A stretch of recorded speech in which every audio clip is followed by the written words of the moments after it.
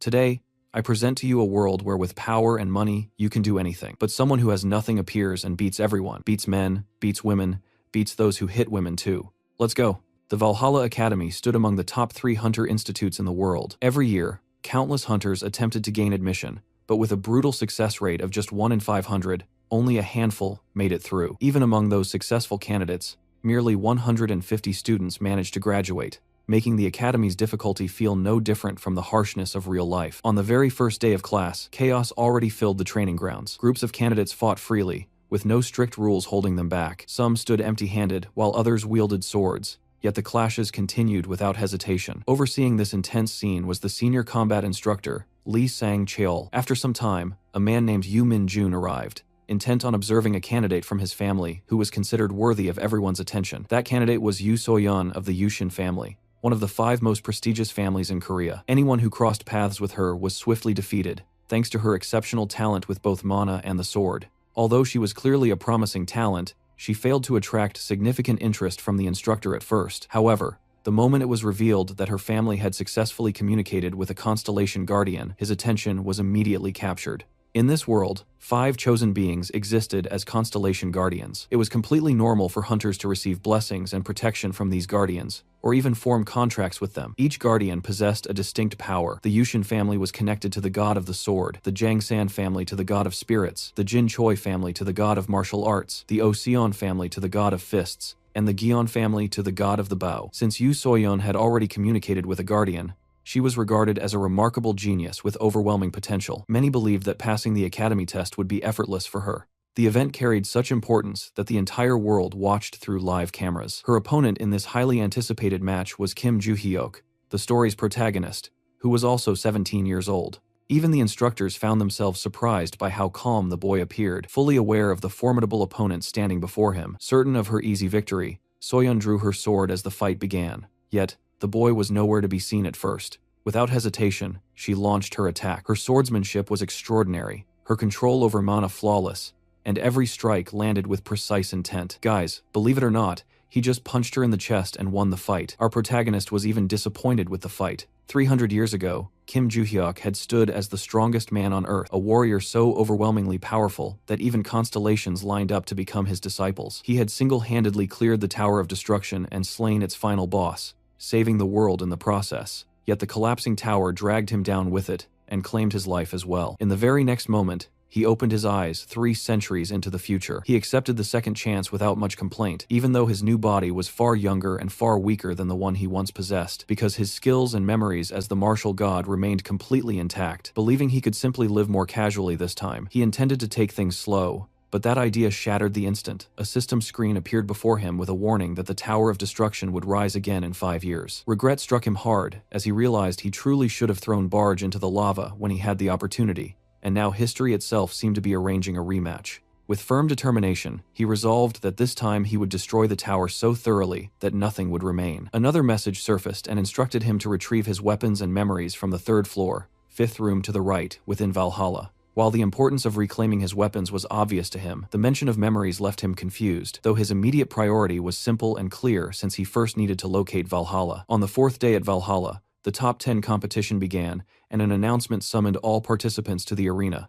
Upon hearing it, Kim briefly debated whether attending was even worth his time, but in the end, he stepped forward to face his opponent. Instructor Lee noticed that the arena had gathered an unusually massive crowd, because the fate of the 5 great families seemed to converge in that very moment. Much of the attention centered on a rising star named Oh Se-hyuk, the eldest son of the Oh-sun family. Se-hyuk studied Kim carefully, and remembered that he was the same fighter who had defeated So-yeon on the first day, although he could not recall seeing much of him before that. He understood that a victory here would skyrocket his prestige and reputation, and with a confident smirk, he declared his intention to crush him as the match officially began. Se-hyuk might have lacked skill in literature, strategy, or refined martial arts technique, yet he possessed a natural talent that no one else could match. Even with minimal training, and without relying on mana, his strength grew at an explosive rate that allowed him to perform feats beyond the limits of most warriors, and his exceptional physique required no effort to maintain, making him a born combat genius.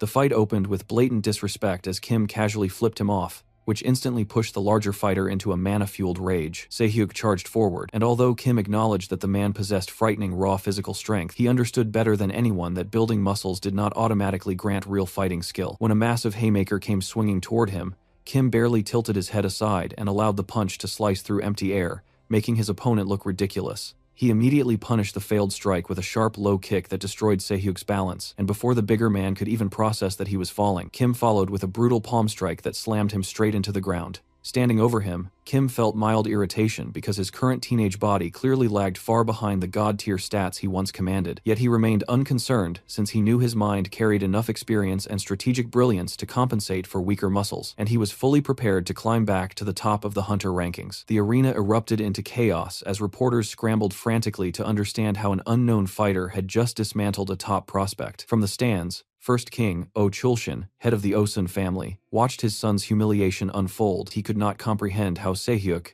a fighter built purely for overwhelming power, had failed to dodge such a basic rookie attack. Realizing he had lost control, by unleashing a rare burst of magic in hopes of ending the match instantly, shifting his weight with confidence that Kim would be caught off guard. However, from the very moment Se-hyuk initiated his move, Kim had already calculated a counterattack, as his ability to anticipate and strategize far surpassed the competition. Chulshin, now fully aware of the boy's extraordinary potential, boldly declared that he would bring Kim into the Osun family at any cost. Meanwhile, the crowd completely lost its composure over Arin Choi, yet Kim found the obsession strange, and could not understand why everyone was so fixated on a 17-year-old. When he finally stepped into the ring against the Choi family's second daughter, he began the match in his usual relaxed manner, and quickly noticed that Arin was deliberately waiting, clearly hoping he would make the first move. The silent standoff soon bored him, so he casually started walking toward her, and the moment he closed the distance, Arin drew her blade infused with the legendary lightning power of the Choi family. The audience erupted in shock, stunned that someone so young had already mastered such an advanced technique. Arin lunged forward with a lightning-fast swing, but before her sword could finish cutting through the air, Kim had already disappeared from her sight. He reappeared calmly at her side, and mocked her for telegraphing the attack simply by looking at the spot she intended to strike, then delivered a light punch that sent her sliding across the arena, despite her managing to block it with her sword. Kim felt mildly impressed that she possessed the reflexes to defend against the hit at all, while Arin trembled as the realization sank in that she was facing an absolute monster. Before she could organize her thoughts, Kim dropped a 1-inch punch straight onto her blade, and the sheer force slammed her into the ground. Standing over her, he found her sword style oddly familiar but did not dwell on it, because with that victory, he had just claimed the #1 position in the rankings. Naturally, the media storm erupted immediately as reporters swarmed him in desperation for interviews or even a single quote, nearly tripping over each other while promising elite status and luxurious treatment if he agreed to join their organizations. Kim, however, cared very little and found the relentless questioning irritating, and when he lashed out at the press, social media exploded with discussions about his outburst and accusations that he had grown arrogant after reaching the top rank. Soon after, the top 10 members were formally welcomed into Valhalla, though the entire process felt painfully dull to Kim.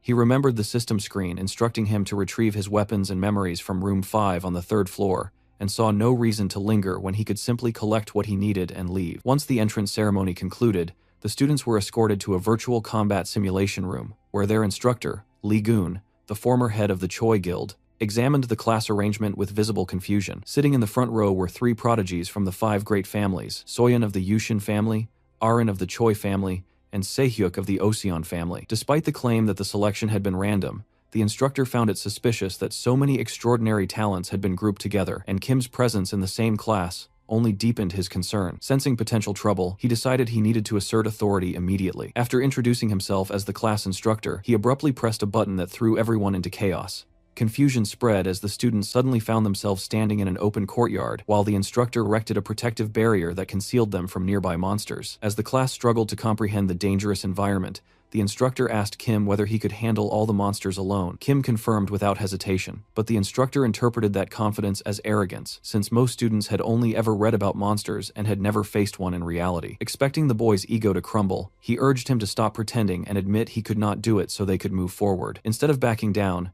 Kim simply smiled, which irritated the instructor enough to demand what he found so amusing. Now intrigued, Kim questioned why such a trial was happening on the very first day, and suspected there must be a reward attached, so he asked what he would gain from completing the challenge. The instructor proposed a deal that if Kim fought the monsters, he would grant whatever request the boy made in return. After a brief moment of consideration, Kim accepted. The instructor, still unconvinced by the hype surrounding him, made a sarcastic remark, suggesting the kid had no idea how dangerous the simulation monsters truly were. Kim ignored the attitude entirely, and instead asked where his equipment was. Once he was finally given a sword, Kim stepped forward looking completely unfazed. Every eye locked onto him as he drew the blade, charged the monsters, and with a single clean swing utterly shredded them. Wave after wave fell before him, and as he fought, he recalled that it had been 3 years since he last wielded a sword, yet the weapon still felt perfectly natural in his grip. Back then, monsters had thrown the world into chaos and forced humanity to rely on whatever weapons they could obtain, though the sword had remained one of the most trusted and widely used choices. Lost in that thought, he suddenly sensed a creature creeping up behind him and struck it down instantly before it could even touch him. Watching the battle unfold, the instructor grew deeply intrigued and wondered how such an ordinary sword, with no magical traits, allowed Kim to slice through monsters so effortlessly, almost as though the blade itself were absorbing them. Nearby, the 3 elite heirs from the great families observed the spectacle with equal fascination. After finishing off the remaining creatures, Kim approached the instructor and reminded him of their agreement. With the session now complete, the instructor acknowledged it as their first class and suggested the students return to their dormitories for some rest. Kim, however, considered the lesson unnecessarily long and cared only about retrieving what belonged to him before leaving, since he had never intended to live as a student and held no interest in formal education. Even so, despite his boredom, he managed to pick up some valuable knowledge, especially regarding constellations. In this world, constellations were far more than distant stars, as they symbolized beings who had attained immense power and ascended to godhood. Many of these entities were connected to hunters and functioned like divine artifacts that granted extraordinary abilities, and within Korea, their importance was especially profound. Valhalla ranked as the 3rd largest academy in the world and housed countless relics associated with these constellations. Kim, however, saw little worth in focusing on swordsmanship or hunting monsters, and believed his time would be better invested in martial arts training because his current body was still weak. While lost in this thought, he sensed someone trailing behind him, and when he turned, he found Aaron standing there. Elsewhere, inside the teacher's office, Lee San, Valhalla's highest-ranking instructor, discussed the young boy with the class instructor and admitted that it was difficult to believe a mere high school student could accomplish such astonishing feats. The instructor revealed that he had deliberately released 120 virtual monsters during the combat simulation, expecting it to pose a serious challenge, yet Kim had eliminated every single one, despite never having faced real monsters before. Their conversation shifted toward Kim's background, and Lee San observed that the boy lacked any obvious exceptional traits, which only made his performance more puzzling. When asked about his past, Lee San explained that Kim was an orphan who had grown up in a dangerous region. The instructor briefly suspected that he might be a forger, but Lee San dismissed the theory, stating he had conducted a thorough investigation and found no sign of deception, and he further questioned why a forger would attempt to enter Valhalla only to attract attention during the entrance ceremony. Lee San then mentioned Kim's desire to access the Constellation Room, which the instructor confirmed, noting that the boy intended to enter it after the first semester. To support this request, Lee San had already sought permission from the headmaster to allow Kim access to the first-floor basement, while personally taking responsibility for him. Although the instructor appreciated the effort, he voiced concern about the restrictions placed on the upper floors, but Lee San reassured him that reaching the first floor should not be difficult if Kim moved quickly. The instructor remained uneasy about the challenges ahead, particularly since his class already contained 3 elite students from the top families. Yet Lee San attempted to calm him by bringing up an exchange student from the Ventric family assigned to another class. The moment the instructor heard that Rockdale Ventric, who had been expelled from the British Academy for misconduct, was now enrolled, he felt a strange sense of relief, knowing his situation could have been worse. Meanwhile, when Kim turned to identify his follower, he came face to face with Aaron, the Choi family's daughter, who approached him with a request that he teach her swordsmanship. As he turned away, she persisted and repeated the request, but he refused immediately, and when she demanded a reason, he sharply questioned her insistence. Growing frustrated, he made it clear he had no intention of teaching her before walking off. The following day in class, Kim reflected on his ongoing struggle with magic and his inability to properly control mana, realizing that overcoming this weakness was essential for his growth. While absorbed in thought, he noticed someone standing before him. It was Rockdale Ventric, accompanied by his attendant, Yuria de Felix. Kim questioned who they were, and Rockdale, visibly surprised by the boy's ignorance, introduced himself as a member of the powerful Ventric family before bluntly asking whether Kim desired power. In most noble families, branch members fought endlessly for influence against the main lineage, yet the Ventric family operated differently. They possessed the guardian constellation known as the Beak Mask, which granted them distinctive advantages, and instead of relying solely on constellation guardians for protection like other elite families, they had chosen an unconventional path by forming contracts with outsiders, enabling them to select members without internal conflict.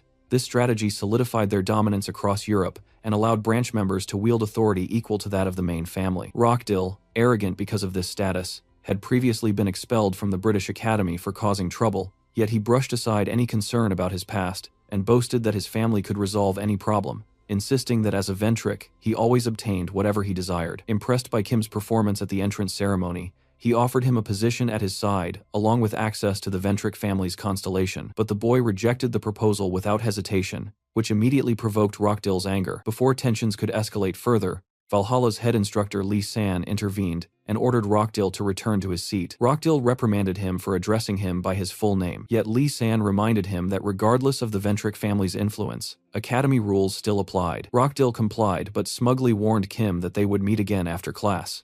Later, while returning to his dorm, Kim felt irritated that he had made no progress toward reaching the Constellation Room, and he recalled his earlier encounter with Rockdill, during which he had learned that guild scouts and outsiders were already gathering information about him within the academy. As he tried to clear his thoughts, he once again sensed a tail and turned to discover Aaron following him yet again, still pleading for sword lessons, but he had completely run out of patience and bluntly reminded her that he had already refused. Across the campus, the atmosphere darkened considerably as Rockdill spiraled into a furious meltdown and smashed a lantern in pure rage, unable to tolerate that an unknown orphan like Kim had embarrassed him before everyone. Consumed by anger, he ordered his assistant Yuria to summon Desara immediately, clearly plotting something malicious to settle the score. When Yuria hesitated and remained motionless, he grabbed her by the hair, questioned her loyalty, and threatened expulsion from the family. Despite her denial, he hurled her to the ground and demanded she contact Desara at once, instructing her to inform Desara Ventric, a second-grade member of the royal family, that he wished to meet him, and with silent obedience, Yuria nodded and carried out the order. Meanwhile, inside his dorm room, Kim sat alone and ran his hands across his body, while acknowledging its clear limitations,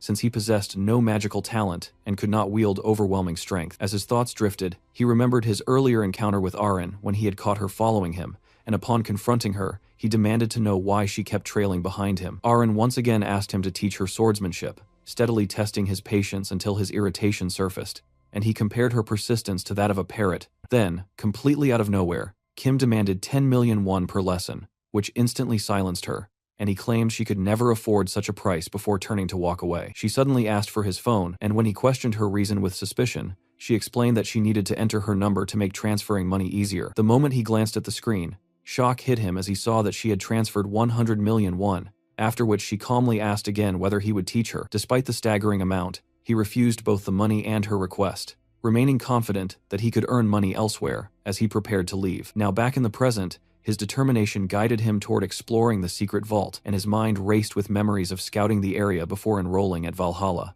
He understood that most of the notes he had hidden 3 centuries earlier were likely lost, yet research indicated that at least 4 should still exist, with 3 probably buried deep within the mountains surrounding Valhalla. With firm resolve, he began the search, and used his limited magical power to track magical marbles that reacted to his energy, leading him directly to the location where he had buried his stash long ago. The digging proved to be an exhausting grind that left him drenched in sweat and thoroughly annoyed, and he mentally scolded his past self for choosing such an inconvenient hiding place while wishing he had made things easier for his future self to withdraw the treasure. This entire hunt had been a necessity born during the chaos of the Tower of Destruction, when the collapsing world offered no safe location to store his belongings, forcing him to bury his fortune underground. Just as the sun began to rise, he finally struck something solid and unearthed a chest, only to encounter another problem when he realized the ancient lock could not be opened with any ordinary key. Without wasting time, he manipulated his mana to craft a makeshift key from a simple piece of string, and although the process demanded patience and careful finesse, he was eventually rewarded with the satisfying click of the mechanism unlocking. When the hidden chamber swung open, he was greeted by a mountain of wealth, impressive enough to shame a king, and he smirked at the glittering treasure, while sarcastically wondering if his riches had missed him over the past few hundred years. The sight brought him immediate relief, because money was no longer a concern, and his attention soon shifted to several storage stones that awakened memories of how he had infused them with magic to safeguard his notes. Recognizing their importance, he decided they would be useful, and the instant he picked one up, a surge of energy pulsed from it, confirming their potency. He briefly considered handling the stones first, but paused when he noticed the difference between the heavy gold bars and the delicate jewelry, prompting him to weigh whether prioritizing the lighter valuables might be the smarter choice. Back at Valhalla Academy, the strain lingering in his muscles from the excavation forced him to pause, and at that moment Aaron approached and sat beside him, once again requesting swordsmanship training. Irritated, He questioned her relentless persistence and reminded her that the Choi lineage already held a powerful reputation in swordsmanship, making it unnecessary for her to seek guidance from him when elite training was readily available. Yet she continued to insist, and his curiosity grew regarding her unwavering determination, leading him to press her for an explanation and ask why she chose him over her own father, a respected figure within the Choi family. Their exchange was abruptly interrupted by the arrival of the instructor, who summoned Kim to the teacher's room, and sensing that something significant was at hand, he asked for the reason. The instructor revealed that it related to a question Kim had asked earlier, and after a brief hesitation, Kim agreed to follow. As he prepared to leave, Aaron called out to him, and when he turned back and noticed the confusion written across her face, he responded by extending an invitation for her to join a training session the next morning at 6 a.m. Caught off guard, Aaron hesitated for a moment before nodding and accepting the offer. Inside the teacher's room, the instructor immediately got to the point and informed Kim that his request to enter the Constellation Room had been approved, though with a strict limitation that he could only access the basement floor and nothing below it. Curious, Kim asked when he could visit, and the instructor suggested that he could go that very night, which Kim accepted without hesitation and surprised the instructor with his eagerness. When night arrived, the instructor led him to Valhalla Academy's heavily guarded treasure, known as the Constellation Room, and noticing the extreme level of protection, Kim remarked that the defenses there were even stronger than those at the main gate. The instructor explained that the importance of that room was exactly what made Valhalla one of the top 3 academies in the world. While admiring the massive exterior walls, Kim pointed out that they were reinforced with multiple magical protections except for the entrance, and out of curiosity he asked how someone might reach the second floor, while joking that it might require illegal methods. The old instructor clarified that such an act would not make him a criminal but would lead to immediate expulsion, and he also warned him about losing his sanity before even leaving the academy. Confused, Kim asked what he meant, and the instructor explained that the second floor was extremely dangerous because exposure to the raw power of constellations could instantly drive people mad. Watching the boy carefully, he wondered about his true intentions and whether he truly wanted to go deeper or was uncertain, and with a strict time limit, he instructed him to return within 30 minutes. Kim confidently agreed and stepped through the gate. Inside, a familiar screen appeared and directed him to retrieve his weapons and memories from the 5th room on the 3rd floor. Unbothered by the risk of expulsion, his real goal remained reaching the 3rd basement level, and as he descended, he noticed how the building seemed unnaturally vast with endless stairs and dim visibility, which made him question its true purpose and wonder whether Valhalla hid some kind of prison in its depths. Doubt crept into his mind, and he realized he needed to learn more about the Constellation Room. But suddenly, another screen appeared and informed him that he had met the conditions and would be transported to a designated room. Before he could fully process it, a heavy voice greeted him, and when he looked up, he froze in shock after seeing Barge standing before him. The Tower Master acknowledged that 300 years had passed since their last meeting. Yet instead of a warm reunion, Kim reacted with pure rage and immediately threw a powerful punch while shouting about Barge having the nerve to appear again. Even though Barge tried to reason with him, Kim refused to listen and kept attacking non-stop, fueled by anger and resentment while ignoring every attempt to calm him. The Tower Master warned that he would retaliate if this continued, but Kim did not stop, and after one final punch, Barge was knocked down. Even while consumed by fury, Kim muttered that he was not usually a violent person before continuing to slam him anyway, unloading all his frustration and blaming the Tower Master for destroying his future, his wealth, his honor, and the years he had spent training disciples. He only stopped when Barge asked whether he wanted to understand more about where he was.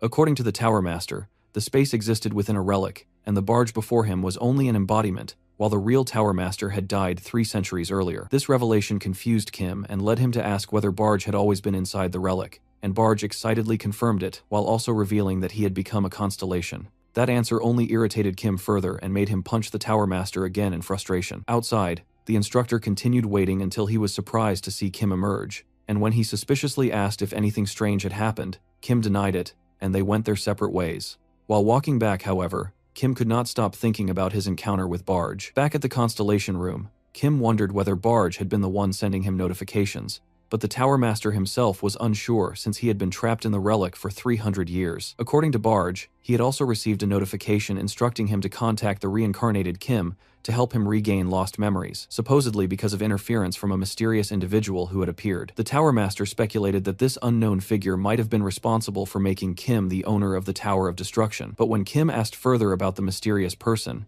Barge admitted he did not know because that part of his memory was missing. Kim then remembered his own notification that had told him to find a weapon and recover memories, though parts of the message had been censored and unreadable. Even so, he had never actually lost his memory since he clearly remembered everything that had happened in the tower, and Barge explained that, although he had found the weapon, his memories might still be incomplete. The space they were in contained 4 weapons, village swords filled with immense power, and Barge himself had become a constellation by using one of those swords as a relic. That revelation enraged Kim so much that he screamed at the top of his lungs. Returning to the present, Kim remained confused about his situation because he had intended to destroy the sword and leave it behind. Yet he now understood that without the weapon he could not complete the quest shown in his notification window. As Kim examined the sword, he suddenly found himself surrounded by a group of second-year seniors known as the school bullies, who called him out and declared it was time for his hazing session. Their leader was Larik, the eldest son of the prestigious Sunrise family. Completely unfazed, Kim mocked him, which enraged the bullies and pushed them to decide they would beat him down. When one of them stepped forward to attack,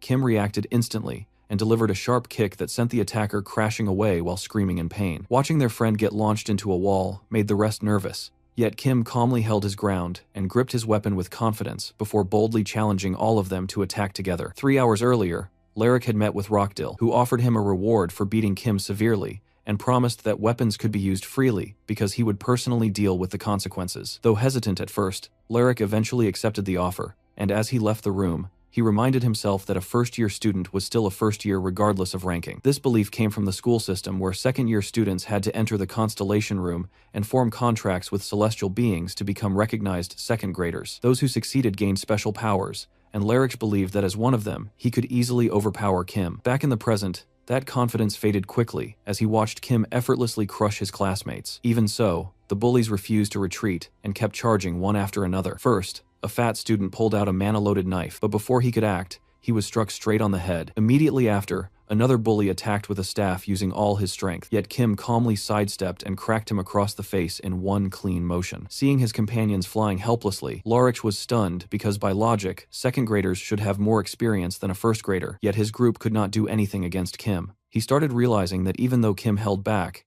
the damage they took was still serious. With most of them already down, Kim challenged the remaining trembling students to come forward, which pushed Larich's frustration to the limit. Furious, he drew his sword and rushed in, but before he could strike, Kim simply pressed the sheath of his still-sheathed sword into Larich's stomach and dropped him to the ground in pain. As Larich lay unconscious, Kim woke him with a slap and demanded to know the reason for the attack. Larich claimed it was just ragging, but Kim saw through the lie and pressed further, sensing something more behind it. Even under pressure, Larich stayed silent, which unexpectedly earned Kim's respect. Turning away, Kim declared he was leaving, but before he could go, Larich warned that once news spread, he could face expulsion. Kim calmly replied that the school would also learn how a group of second graders had been completely defeated by a single first grader, and after delivering a stern warning, he walked away. Meanwhile, Rockdill waited for Larich's call to confirm the job was done, but when the call finally came, he was shocked to hear Larich declaring that he was backing out completely. Larich even warned him to stay away from anything involving Kim, which left Rockdill confused. Just before ending the call,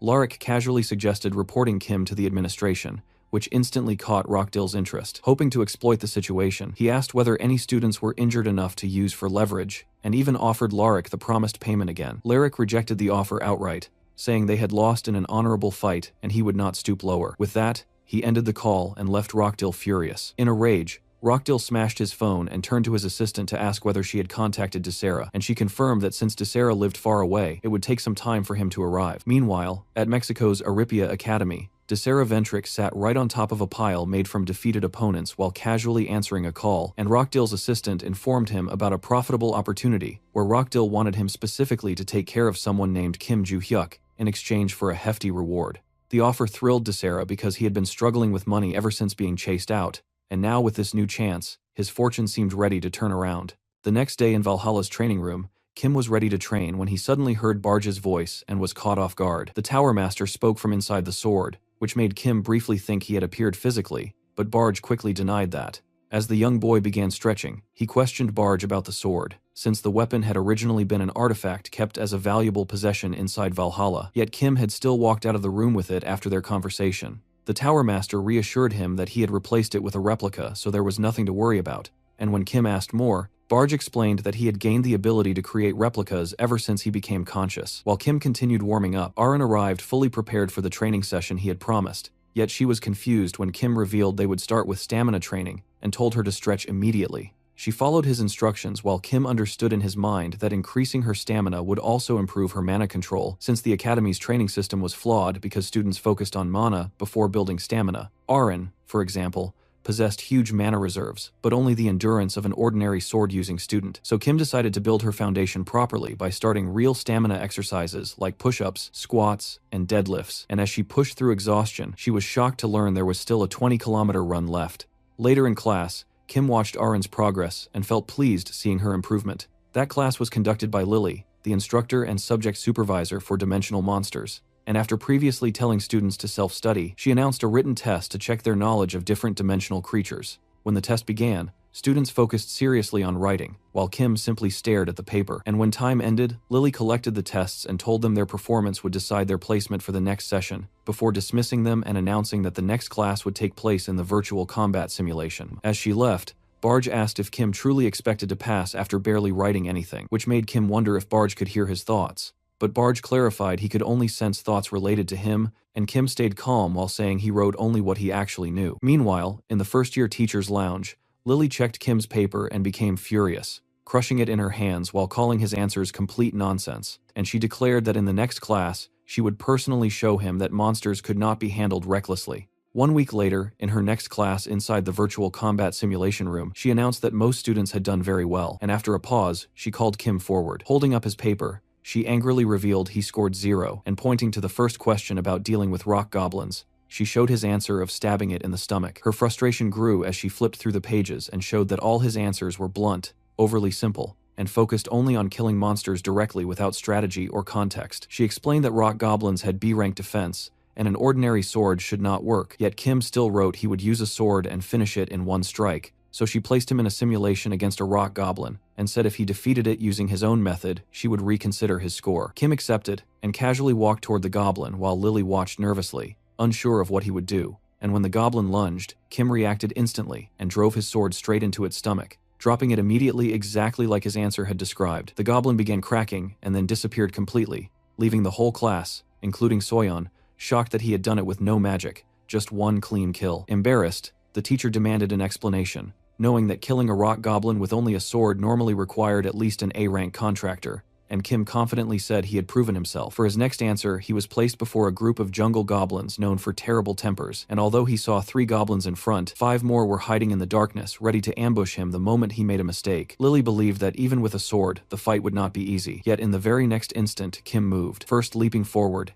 and cleanly splitting one goblin's head, then without slowing down, driving his blade through another's mouth mid-laugh, and just like that, 3 of them fell in the blink of an eye, leaving Lily completely stunned as she struggled to understand what she had just witnessed. Back in the gym, Kim and Aaron were soaked in sweat while forcing themselves to keep running on the treadmill, and after pushing far past her limit, Aaron finally collapsed from exhaustion. Seeing this, Kim questioned why she struggled so much with the exercise, and she admitted that she had never really pushed herself hard during training because she could rely on magic by borrowing strength from Constellation members. Kim had already expected that answer, since most students leaned entirely on constellations to carry them, which he considered a dangerous habit, because if they were ever trapped in a dungeon with a magic-restricting spell, or ran out of mana in the middle of a fight, they would be completely helpless. Thinking about that, he asked her if she found these stamina drills useful, and she confirmed that she endured them only because he had promised to teach her swordsmanship in return. Kim found that response strange, but since they needed to head to the academy soon, he decided to end the session. Aaron noticed him adding more weight to his bench press and felt shocked, yet at his insistence she left the gym while he prepared for another set.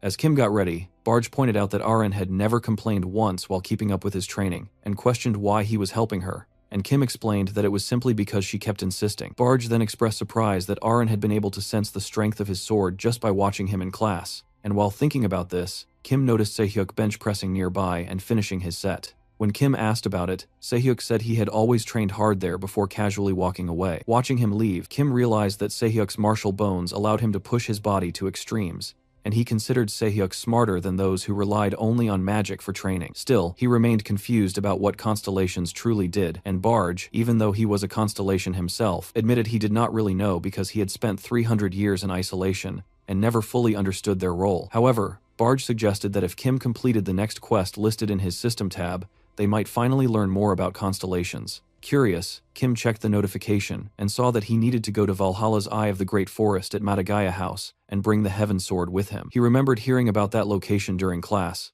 but since he still had lessons to attend, he decided to stay quiet and careful for now. Barge asked about the reputation Kim was gaining after beating up bullies, but Kim replied that if he had not acted, he would have been the one lying there with a cracked head. Knowing he could not leave until he cleared the quest, Kim realized completing it might reveal the secrets behind his reincarnation. In London, at the house of Ventric Mansion, the clan's vice house owner Adelia questioned her men about recent matters, and one reported that a labyrinth had been handled and asked permission to recruit a survivor from the ruined Roberts clan along with another A-rank contractor. She approved, but ordered that their abilities be tested first before sending them to her. As she was about to dismiss him, the man added that Rockdill had called Disera to South Korea, and hearing that name instantly angered Adelia because Disera Ventric was infamous as the family's problem child. Since childhood, he had abused the family name to escape punishment for terrible behavior, showing violent tendencies early and even killing fellow students over trivial arguments. And by the time he turned 20, the family had cut him off completely. Adelia knew Disera was dangerous, but still could not understand why Rockdill wanted to meet him. So she ordered her men to watch Disera closely and send a clear warning to Rockdill that if he was caught doing anything suspicious, he would also be removed from the family.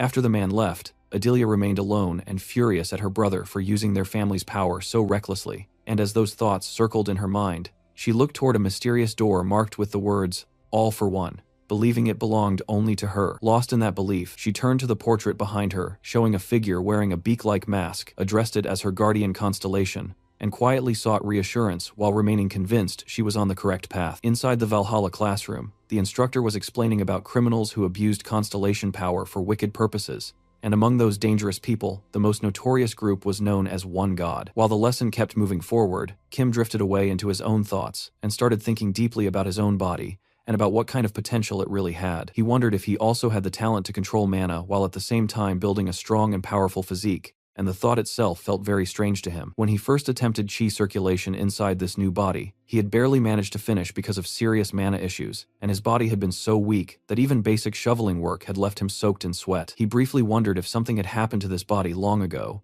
but he quickly pushed that idea aside because there was no point stressing about it now, since this was his body anyway. While he was still lost in those thoughts, Soyeon quietly passed him a small note from her desk, and the note simply said, "Hey," and that small action made him feel nervous. In the next class, the instructor announced that students were allowed to leave the academy grounds for 1 full week, and this was exactly what Kim had been waiting for all along.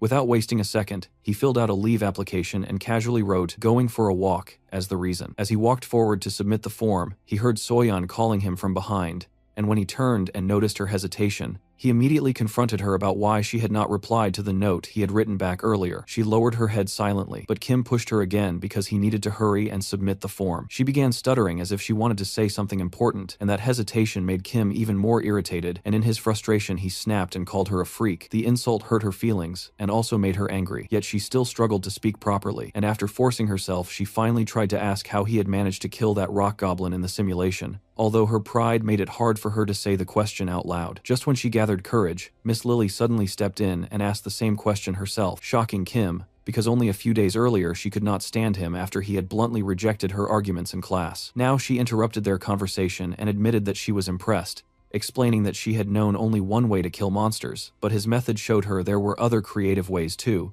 and fascinated by that idea she offered Kim a position as her assistant. Kim rejected her immediately, and said he was busy submitting his leave application, and even when she insisted again, he stood firm and refused once more. Hearing their conversation, Soyeon hesitated, and decided it was not the right moment to talk anymore. The next day, Kim headed toward the infamous market. The night before going there, he had been sitting in his room scrolling through his phone while Barge asked what he was searching for, and Kim explained that he was trying to find the location of a place he planned to visit because he needed somewhere to sell the treasure he had discovered in the vault. While searching online, he quickly found the market he had in mind, which was a special marketplace that allowed people from all over the world to trade freely after paying an entry fee. It was often called a black market because even criminals and shady individuals were allowed to trade there. Normally creating a market like that would be impossible, but this one operated under the protection of a guardian constellation called the Hidden Ruler. And because of that protection, even high-ranking people used it openly, while governments ignored it. Kim found an online guide explaining how to gain entry, which said to leave a reservation comment in order to receive a nearby entry location, and when he scrolled down, he found a link. Just as he was about to click it, a message from Aaron appeared, saying she could not attend training the next day because she had to go out. Kim did not mind because he also had plans to go out, and after they exchanged goodbyes while Aaron spammed him with cute rabbit emojis that annoyed him, he ignored the spam and clicked the link which gave him the exact location he needed. Back in the present, Kim moved toward the place shown in the link, which was an old cafe marked as his destination. He quickly spotted the building, entered while following the instructions, turned a corner inside just as told, reached a door, and stepped through it into another hidden world that turned out to be the market itself. Inside he saw apartments, shops, and an unusual purple sky hanging overhead, and that strange sky gave him a weird feeling, because it reminded him of a night sky he had seen 300 years earlier. As he looked around, trying to understand the place, a man greeted him and asked if it was his first time in the market, and Kim noticed the leather jacket exactly as the guide had described, realizing this was the entrance fee collector. According to the rules, he had to pay 2 million won, so he paid and confirmed he was new. And when the man asked if he understood how the market worked, Kim said he knew a little. After paying, he was nearly broke, but he still hoped to earn money inside, and he asked where he could sell jewels. The man suggested putting them up for auction, but Kim wanted a fast sale, so the man told him to go to the 3rd district, where merchants bought items directly, and mentioned someone named Morris as trustworthy. Before leaving, the leather-jacketed man handed him a mask and explained that everyone wore masks in the market because of the nature of business there, so Kim nodded and put on the mask. After some time, Kim reached the 3rd district and approached a trader who caught his attention, and without wasting time, he surprised the man by asking if he was Morris, and the man confirmed it. Kim said he had jewels to sell. Morris agreed to inspect them, and when he picked up a ring, his expression changed as he realized it was an artifact from the era of destruction. Looking at the other jewels shocked him even more because they were also from the same era, and before he could react, Kim asked how much he could offer. Morris hesitated, confused about how someone in his 20s could get such rare artifacts. And when he asked directly, Kim shut him down by reminding him that questions like that were not allowed in this market. Morris apologized because he had nearly ruined his reputation, but then he refused to buy the artifacts because items from the era of destruction were far beyond his budget. Instead, he suggested taking them to the auction hall, where they would get a higher price, although it would take 2 to 3 weeks because of reservations and Kim would have to appear in person. Disappointed, Kim asked what price they might reach anyway. Morris used his phone calculator and showed him a number with far too many zeros, and Kim realized the artifacts were worth much more than he had expected.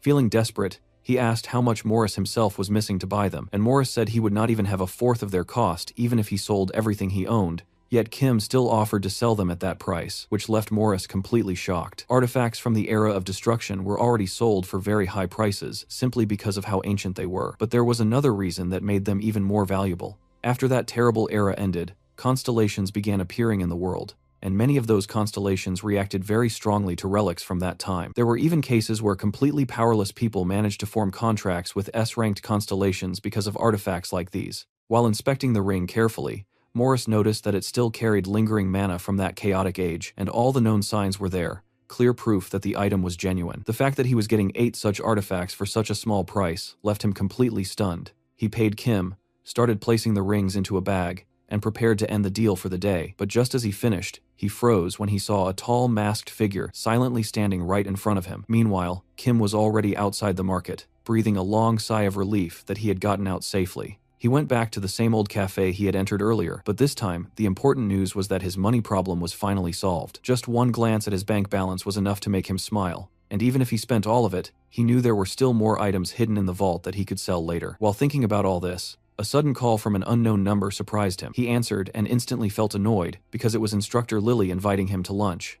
Kim wondered how she even got his number, and she casually revealed she had used her instructor privileges. She insisted on lunch again and suddenly hung up, leaving him confused, but after a moment he shrugged and decided to go anyway since he had nothing else to do, and if he could get a free meal out of it, he saw no reason to refuse. Back in the market, Morris stood frozen with fear as the masked figure loomed over him. He asked why the man was there, but the stranger calmly called him by name and questioned whether their relationship had really become that distant. Morris immediately realized who it was, the owner of the market known as Black Cat. That realization made him uneasy, because it was rare for the market owner to personally approach a merchant, and he could not understand why someone like Black Cat would come to him. Black Cat slammed his hands on the table and revealed the reason, saying that for the first time, Morris had submitted an anonymous auction application. The news angered Morris, because anonymity clearly meant nothing if Black Cat already knew. But the market owner explained that he was not the true owner of the market, because his constellation was, and since he served that constellation directly, he could access any information the master considered necessary. After that explanation, Black Cat demanded to see the items Morris planned to auction. Still irritated,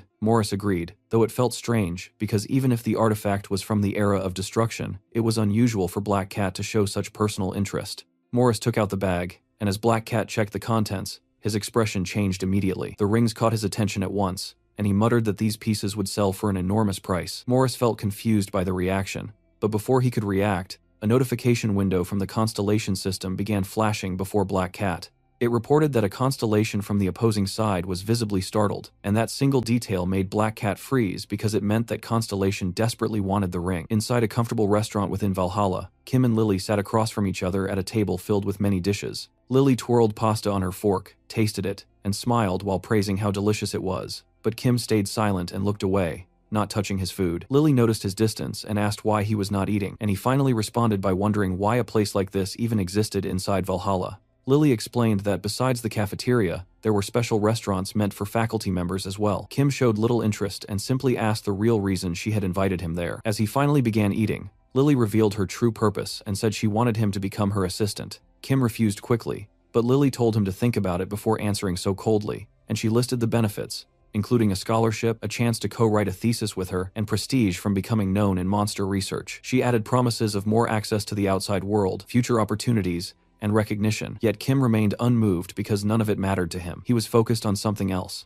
finding the Eye of the Great Forest, an artifact linked to his academic evaluation, and his priorities were elsewhere. Even when Lily hinted about sensitive information like details about Choi Arin and his possible expulsion, Kim stayed indifferent, stood up, and said he had heard nothing useful and would leave. Lily grew frustrated and said that since she had shared information, he should share something back, but Kim said he never asked for it. Then he casually questioned her teaching style, asking why someone childish in personal matters was strict in class. Lily answered seriously that her strictness came from responsibility, because in monster hunting, students' lives depended on proper training, and even small mistakes could be fatal. Kim seemed to understand and gave a small smile, then walked toward the exit. As he left, Lily asked him to repay her for the information, but Kim put his hands in his pockets and walked away, saying he owed her nothing. At the grand estate of the Choi Jin family, the patriarch Choi Jin Zok, known both as the guildmaster of the True History Guild and the head of the Choi Jin clan, sat at a table with two younger members of the family. Across from him were his eldest son, Choi Jin Jian,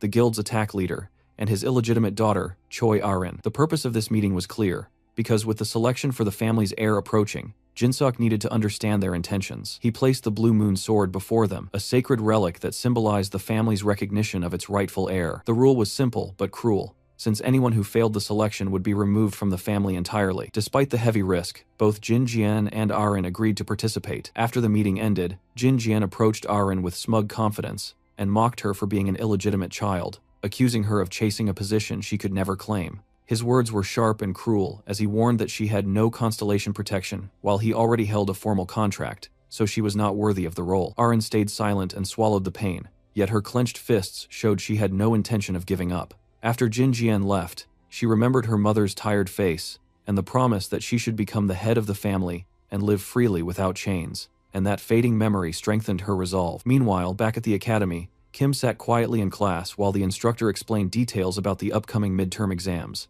Barge worried about how unprepared Kim seemed, and was surprised that he did not even know the exams were close. Kim admitted he had not paid attention in class, and that mistake was catching up to him. The instructor reminded everyone that midterms in Valhalla were extremely important for anyone hoping to survive and succeed there. The class listened carefully while he explained the importance of both midterms and finals, and he warned that the student with the lowest score would be expelled. With that harsh reminder, he told them to do their best. Kim listened silently but knew in his mind that the written exam mattered more than the practical one. As his thoughts wandered, he wondered how he had even reached this point when his original goal had been reaching the Great Forest. He noticed Barge standing with hands clasped and asked if the Tower Master had ever attended classes, and Barge confirmed it while still seeming unsure. Kim casually said Barge would write the test for him, which shocked the Tower Master and made him uncomfortable because he thought it was unfair, but Kim insisted he would still get help. After class ended, the instructor wished everyone luck, and students began packing their things. Kim was about to leave when Arin approached and asked if they would train today, and he asked why she was asking.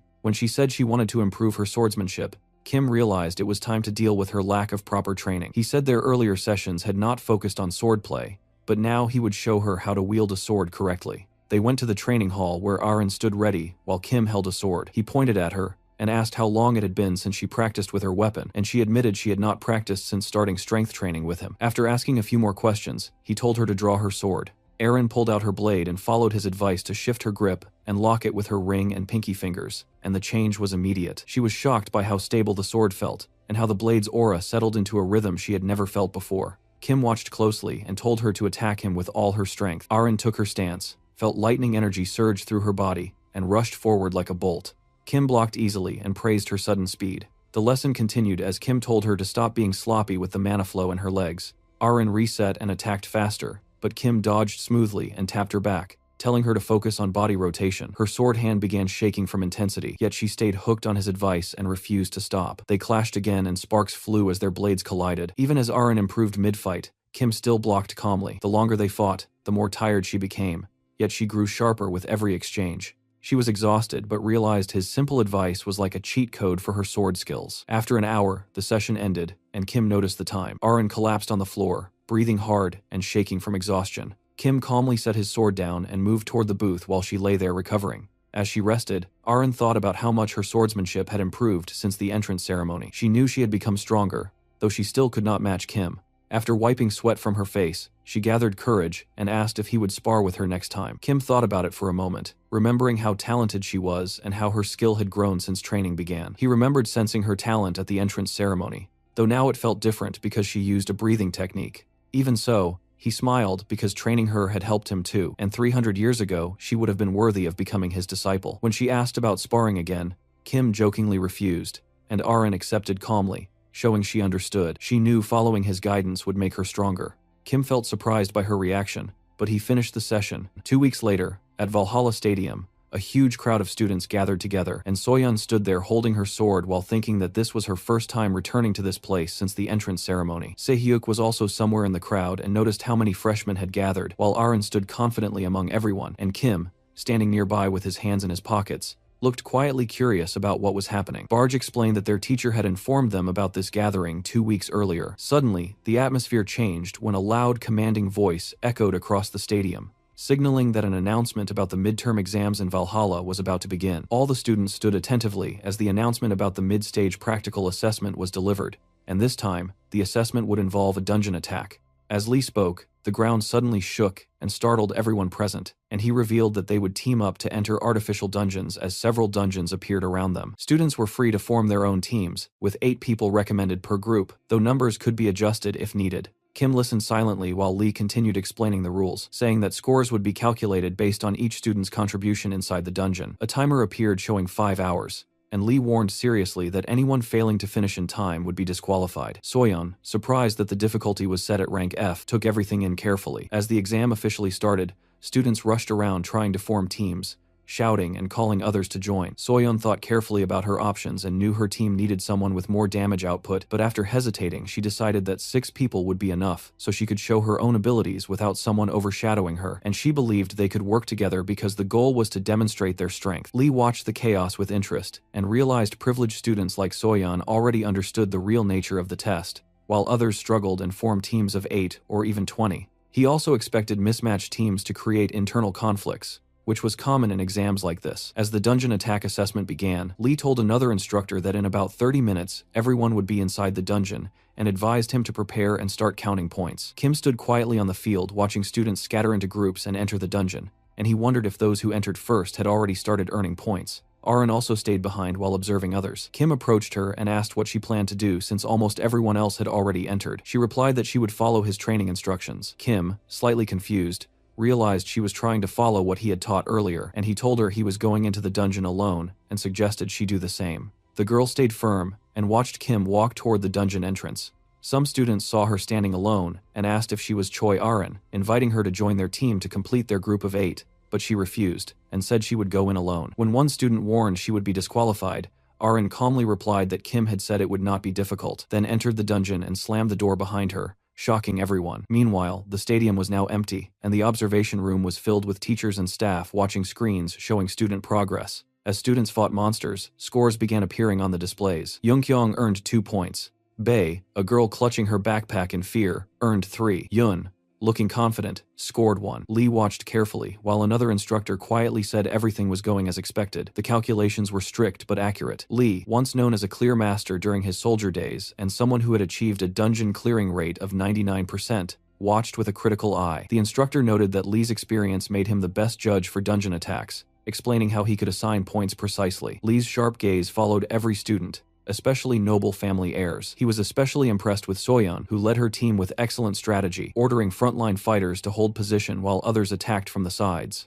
When a troll smashed into their formation, a shield user blocked the blow and created an opening. Ranged teammates fired arrows from behind, one arrow striking the monster, and Soyeon rushed forward herself and cut the distracted troll down in one clean, decisive strike. The monster collapsed into particles, and Lee watched in quiet amazement at how smoothly she cleared the dungeon, knowing that with leadership like that, she was already on her way to the top. But soon his attention shifted toward Kim. He remembered Kim's first fight where he easily defeated Aren, and curious about his progress, he searched Kim's name in the system, only to be shocked when no results appeared. The search engine that tracked every student showed nothing. After further checking, Lee discovered that Kim had already cleared the dungeon solo in 23 minutes and 32 seconds without any team, and this revelation shocked him because such a feat was unbelievable for a 17-year-old student. Lee began watching footage of Kim clearing the dungeon, and Kim looked completely focused. Kim stood calmly with his sword drawn as goblins rushed at him, and without hesitation, he charged forward and drove a powerful stab through two attackers' faces at once. Before their bodies even hit the ground, he spun and sliced an upside-down goblin cleanly in half. For a moment he thought the fight was finished, but then two huge orcs stepped forward and slammed their clubs down at him. Kim did not panic, dodged smoothly, jumped over them, and decapitated both monsters in motion. Slash after slash, the entire group was wiped out, leaving the administrators watching in complete stunned silence. Soon after, Kim came face to face with a massive armored orc. According to Lee, this creature had been specially created for the midterm exam and upgraded to match the strength of a full party of 8 people. The monster immediately swung its weapon toward Kim, but once again, it hardly mattered. With one smooth and effortless motion, Kim swung his sword and cut off the construct's head on the spot. As the armored orc collapsed, Lee could no longer even pretend to be surprised. Kim had not simply cleared the dungeon, he had completely steamrolled it. At that point, first place in the midterms was practically guaranteed for him. As other students who struggled through the dungeon slowly began coming out one by one, Kim stood there calmly, with his hands in his pockets, looking completely confident. After the midterms ended, the instructor reviewed the results and confirmed that Kim had secured first place, followed by Aren, Soon, and the others. Deep in thought, the instructor walked over to Lee while holding the results tablet in his hand because the unexpected outcome had left both of them stunned. The instructor watched as Kim locked in the #1 rank while Lee stood there clearly impressed. Honestly, Lee had not expected the boy to dominate this hard, especially not while clearing dungeons so easily and without suffering a single injury. After a short pause, Lee commented that if Kim continued at this pace, he might eventually enter Korea's professional industry scene and directly reclaim the title of strongest contractor.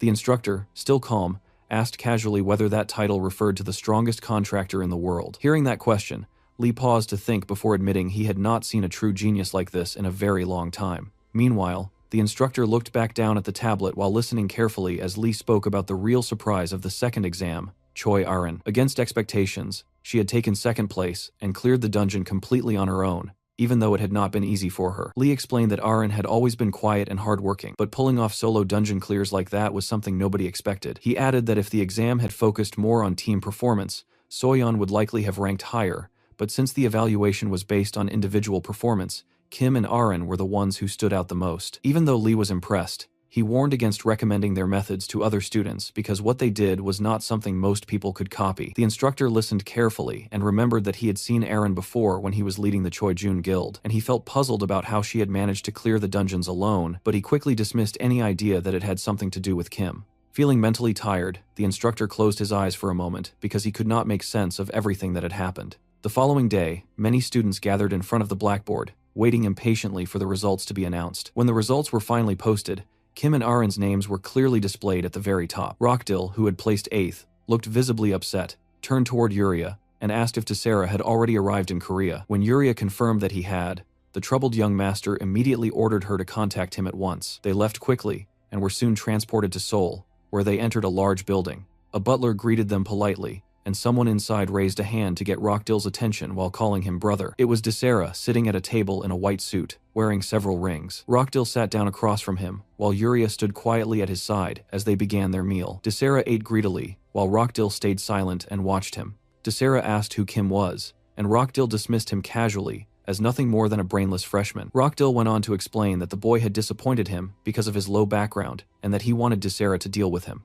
Tessera narrowed his eyes and asked whether he had permission to kill Kim, and Rockdill smiled and said the decision was up to him. Tessera stood up and remarked that this situation was different from before, and that preparations would be needed. He then pointed at Yuria and explained that a previous conflict with the palace family caused by her had led to a serious fight. Yuria, clearly shaken, lowered her head. Desera added that rumors from the palace family had spread too far, making it difficult to kill anyone connected to Valhalla. Rockdill, still calm, assured him that preparations would be made to handle the matter. Desera smiled in satisfaction and asked for a good reward once the job was done. 1 week later, Kim was walking down a corridor while holding a written statement. He was talking with Barge, who casually asked if the paper was for another leave request. Kim confirmed that it was, even though he had not gone out much recently. Barge mentioned that he had heard passing the exam gave students an extra exit permit, and Kim agreed. Kim explained that he could not let this chance go to waste because he needed to find his notes, and Barge, looking ahead, asked where exactly he was planning to go. The scene shifted to a wooded area in Suwon, where Kim,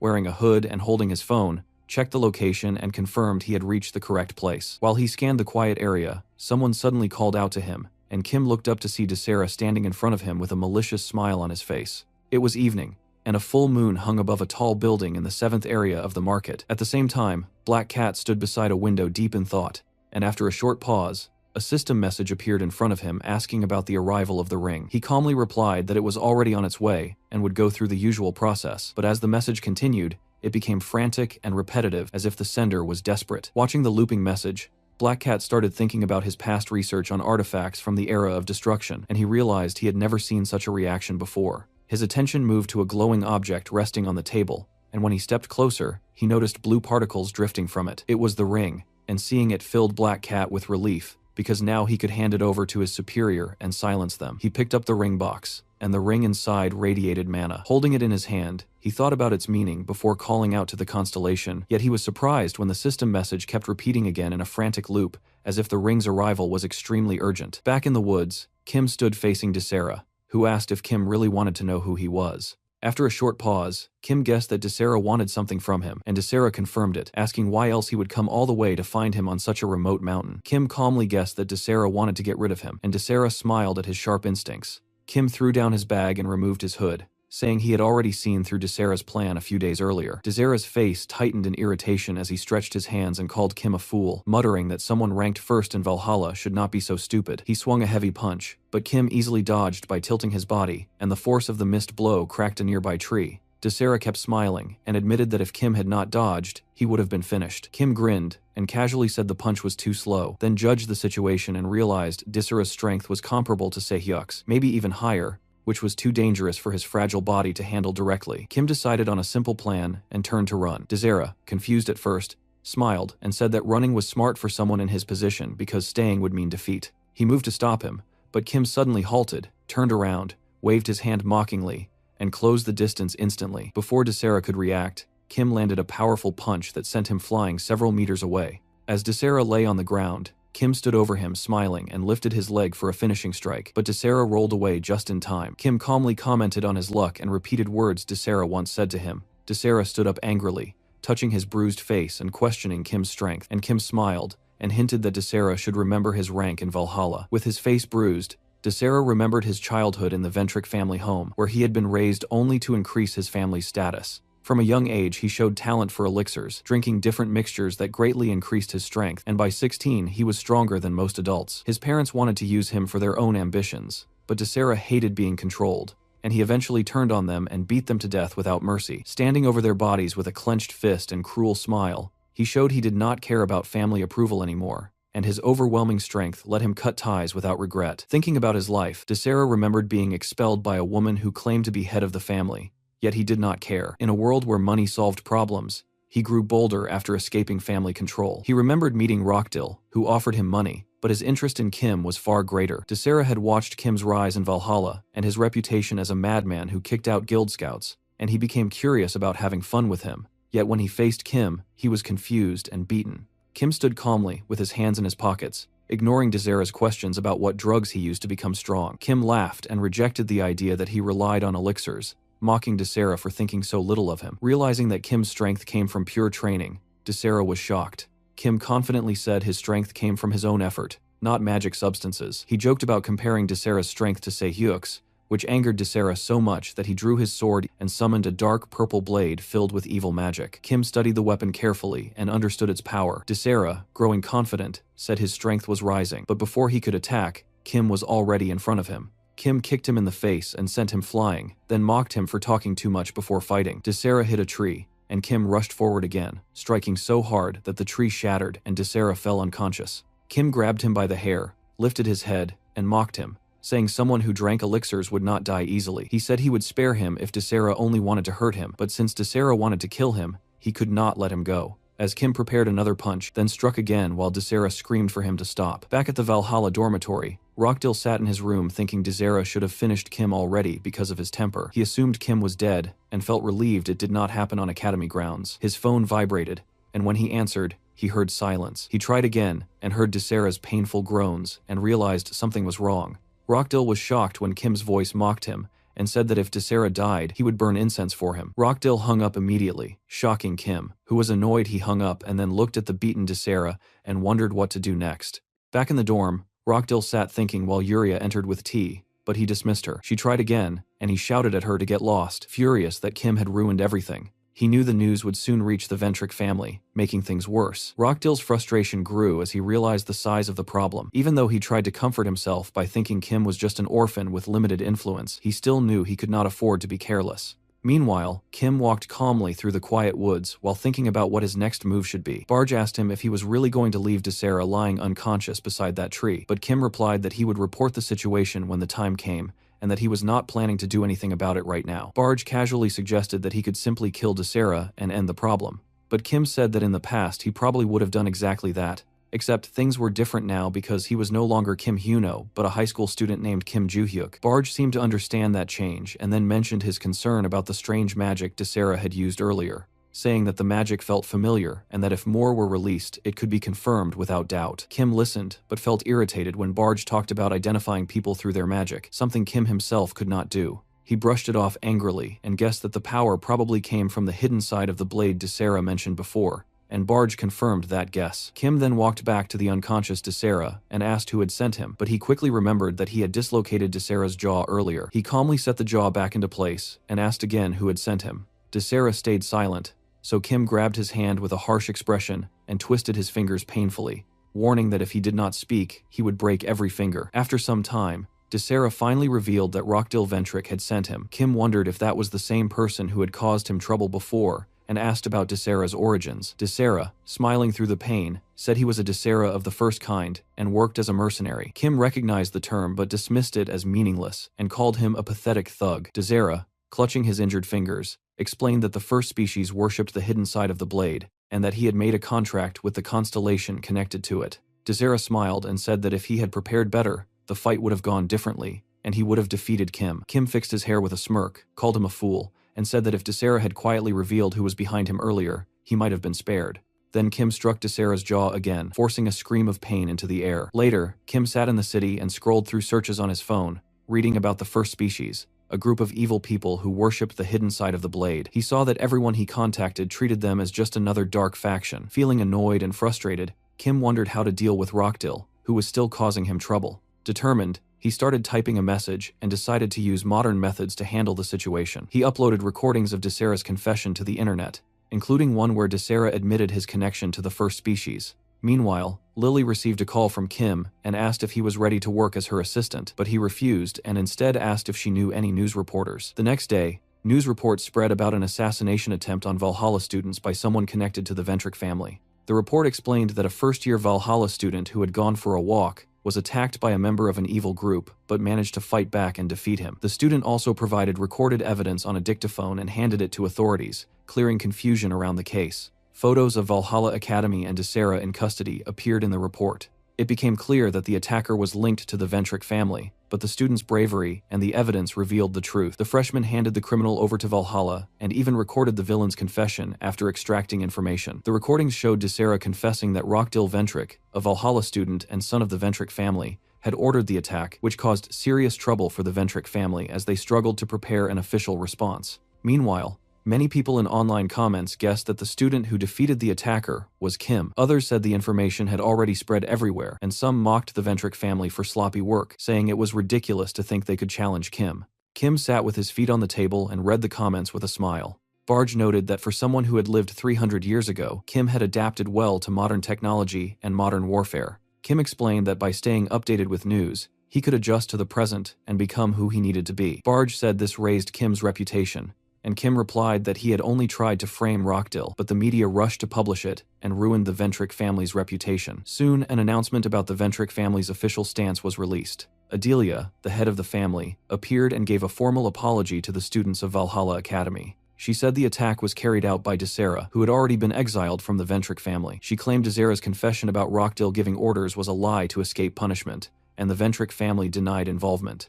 Even though Desera was exiled, the family still felt responsible and wanted to make amends. Adelia announced she would personally visit the victim to apologize, and also said that Rockdill Ventrick, though not proven guilty, would be brought home from Valhalla for an internal investigation. She added that the entire family would be investigated to remove any doubts. After finishing, Adelia left without answering reporters' questions, leaving them curious about what apology she would offer. Meanwhile, Rockdill, still shaken, watched Adelia's speech on his phone. Soon his father called and ordered him to return to England immediately. Rockdill, terrified, agreed, while trembling as he processed everything happening. The next day, a video of Desera's statement claiming the Ventrick family was innocent and he alone was guilty gained over 2 million views. Kim, walking down the street, saw the video and felt confused about the situation. He felt frustrated with the Ventrick family and saw their foolishness continuing. Even though an apology had been promised, Kim still felt the situation was awkward. At Valhalla Academy, Kim met Lily in a cafe where she joked that their meeting might be a date. Kim stayed unimpressed and once again refused her offer to become her assistant, though he thanked her for introducing him to the reporter who had turned out to be an important contact. Lily stood up smiling after Kim offered to share some useful tips about fighting monsters, and in return he asked her for a favor because he wanted her help to get permission to leave the academy for the weekend. Lily, sipping a hot drink, said it was an easy request, and even joked that if Kim became her assistant, she would let him leave every day. Kim refused again, but thanked her sincerely for helping him. Meanwhile, far from the academy, a prisoner transport vessel named L8 moved slowly across the North Pacific Ocean. Locked behind bars aboard that ship was Desera, furious at being treated like cargo. He was being taken to the infamous prison tower, a cruel facility created by an S-class constellation known as the Haven of Deprivation, a place that could strip contractors of their powers and leave them as helpless inmates. Even in those harsh conditions, Desera forced a bitter smile and reminded himself that if he stayed silent and protected Rockdill's place in the Ventrick family, his sentence might be reduced to 5 years, but if he failed, the punishment would be far worse. Just as he accepted that thought, he heard someone mocking him, and before he could react, a shadowy figure appeared and cut his throat with a dagger. Desera collapsed into a pool of blood, while the dark silhouette with glowing red eyes watched silently, calling him unworthy of the first species, before disappearing without another word. Back at the Ventrick family mansion, Adelia sat across from Rockdill and his father, Eden Ventrick, and both men bowed to her. Calm but stern, she questioned Rockdill about his actions. The nervous boy apologized deeply, but she was not satisfied, and demanded to know whether he believed such shallow apologies could fix the damage. He stayed silent with his eyes lowered, while she ordered him to tell her everything that led him down this path. Rockdill agreed to speak, and Adelia asked if he truly thought he should take responsibility for Kim's situation. His vague reply only made her angrier, and a dark tension seemed to fill the room as she accused him of acting from pride instead of duty and bringing disgrace to the Ventrick family. Walking toward him, she declared his actions had humiliated their entire house. Overwhelmed, Rockdill dropped to his knees and promised to restore their honor, but Adelia coldly said the only true way to reclaim it was to excommunicate him from the church. When his father asked if that was too harsh, Adelia asked if he wanted to share the same punishment, and he fell silent. Although part of her wanted Rockdill executed immediately, Adelia knew killing him now would confirm his role in Kim's attempted murder, so she delayed judgment. She ordered him to return to Valhalla and stay quiet until she met Kim, and decided his punishment later. Rockdill thanked her while still kneeling. Later, as Rockdill and his father left the estate, his father warned him to stay quiet and avoid any more trouble. Rockdill, tense and bitter, admitted his fate was probably sealed and that sooner or later he would be excommunicated. With the media watching closely, he could not act yet, but he swore he would finish what he started when the time came. As they walked away, he blamed his father for not protecting him, and the older man quietly replied that the whole matter should have stayed hidden in the first place. A few weeks later, inside Valhalla Academy's interview room, the instructor sat in a relaxed posture while thinking back on everything that had happened, mentioning that the head of the Ventrick family, Adelia, would soon arrive, and that she was supposedly coming to offer a personal apology to Kim. Sitting across from him, our boy looked uninterested and doubtful, clearly not convinced by that gesture at all. He believed Adelia's visit had less to do with true remorse and more to do with protecting the family's public image, especially after everything Rockdill had done. The instructor spoke with irritation about the entire situation, explaining that both he and Lee San were upset because the sequence of events made things obvious. A Valhalla student was attacked. The attacker confessed to acting under Rockdill's orders, Yet the Ventric family still focused more on damage control than real accountability. The instructor criticized the academy for hesitating to expel Rockdill, hinting that the hesitation came from the huge donations the Ventric family gave to the school, pointing out how money twisted justice inside the academy system. Kim listened quietly, calm on the outside, but visibly annoyed inside. In the end, he agreed to meet Adelia, though his attitude showed he expected nothing useful from that conversation. The instructor felt surprised by his neutral reaction, but Kim brushed it off as simply his normal attitude. A knock sounded at the door soon after, announcing Adelia's arrival. The instructor greeted her politely and then excused himself, leaving Kim and the woman alone in the room. She walked forward with formal composure, introduced herself as the head of the Ventric family, and sat down across from him. Kim also introduced himself in a calm voice with an unreadable face. Adelia began by formally acknowledging the attack carried out by Desera, and offered a deep apology, even standing up and bowing before him, something rare for someone of her position. Kim stayed unmoved and brushed it aside, saying it did not matter to him anymore. She tried to mention Rockdill's involvement, but Kim again downplayed everything and called it a one-time event that meant nothing. He said he had already heard that Rockdill had nothing to do with the attack, and since that was the public stance, he had no interest in talking about it further. Adelia felt surprised by his indifference, but kept going, explaining that even though the official statement was out, the public and media still did not believe them. She sounded frustrated yet determined to fix things. Kim, still calm, asked what they hoped to gain from this meeting, and thought the entire discussion felt pointless, though he listened long enough to notice the desperation behind her words. Adelia kept her polite smile and changed tone, suggesting the meeting could become a turning point to clear misunderstandings, even hinting that Kim could help restore the family's image. When she finally asked for his help, he refused instantly. Still composed, she offered something more, promising full support until graduation and even a recommendation to a powerful guild connected to the Ventric family that could shape his future as a hunter. She described it as a chance to accelerate his career. Kim slowly stood and looked straight at her with a knowing smile. He saw through everything and understood that her visit, her offers, and her polite behavior were only calculated moves meant to silence him. Adelia quietly burned with anger, but held her composure, hiding the frustration boiling under the surface. As Kim spoke openly, she sat silently while he showed his anger, saying he hated how she came to him as if nothing had happened, as if the past could be erased. He asked why he should cooperate with her act, and said he did not care about rewards, only about seeing the Rockdill family face the shame they deserved. That struck her pride hard. Her calm cracked as she glared and called him scum, demanding to know who he thought he was to speak like that. Her eyes glowed with dangerous energy as power surged around her body. Kim watched calmly with a faint smile, not scared at all, even while her aura filled the room. She claimed she came only to make things easier for him, but now saw arrogance instead, and in a moment of anger, she even thought about killing him. Kim still smiled and listened without fear. She offered one last chance, but he refused again. When she asked what he meant, he reminded her of her own words, that the Ventric family had nothing to do with the attack, yet now she was ready to invest heavily in him just to maintain that lie while also threatening to kill him, and the contradiction made her fall silent. Kim mocked her weakness and said if she wanted to act, she should do it, but even if she tried, she could not defeat him. Her anger stayed hidden as she suddenly turned toward the door and said he would regret this. Kim remained seated and smiled again, seeing through her threats as empty words. Meanwhile, Barge, who had been silently watching everything, felt uncertain about staying out of it. Kim turned toward him coldly and said that the people he hated most were those who demanded worship while controlling others, which was why he disliked people like Adelia and maybe even Barge. Shocked, the Tower Master asked what he meant, but Kim had already shifted his thoughts elsewhere. Standing from the couch, Kim casually talked about going to the gym earlier than usual since there were no classes, and with that, the tension faded as the scene moved toward Valhalla Stadium. Kim walked across campus in his sports uniform while checking his phone, then suddenly noticed Aren standing with another man, who turned out to be Jingyan, the eldest son of the Choi family. Jingyan smiled confidently and asked Aren if she still believed she could win, mocking her training and saying her efforts in Valhalla were pointless. He held out his hand and told her that if she cared about her place in the family, she should avoid the upcoming selection test that weekend to save herself humiliation. Aren stood silently and listened. When she finally spoke, she made it clear she would not give up her goal. Jingyan became irritated and offered one last chance, but she refused again. His face twisted with frustration as he asked if she truly understood the situation, and just then, Kim stepped forward,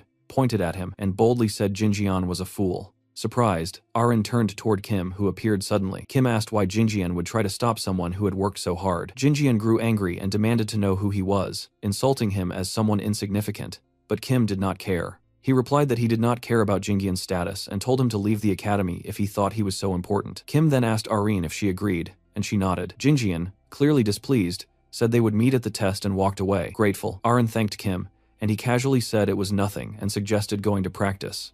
Aren, still surprised by everything, thought about his earlier words and wanted to answer differently, but stayed quiet. When Kim asked how she would have replied, she joked that she would have told Jinjian everything she thought about him after they finished talking. Kim found her more unpredictable than expected. The two went to the gym together where Kim suggested they train. Aaron agreed and mentioned training on the weekend too, but Kim said he would be on a business trip and could not join. Even so, they both agreed to push their limits in that training session. A few days later, Kim is seen walking through the mountains while moving forward with a shovel, his eyes still fixed on his phone. Barge asks if he has come back again to search for notes, and our boy confirms that he has. As he pushes through thick bushes, he listens while Barge talks about the many relics he has already recovered from the vault. Kim agrees with that, but explains that he is now searching for any notes that might still be left behind, because he believes something extraordinary could still be hidden among them. When the Tower Master asks what exactly he hopes to find, Kim smiles and says that whatever it is might help him overcome the weaknesses he had when he was Kim Hyuno. He also adds that if he had discovered it 300 years ago, things might have turned out very differently. Meanwhile, reporters gather outside the Choijun family mansion as preparations begin for the selection test. The atmosphere is tense while Choijun speaks to Aaron and Jingian, explaining that passing this test will officially confirm them as successors of the family.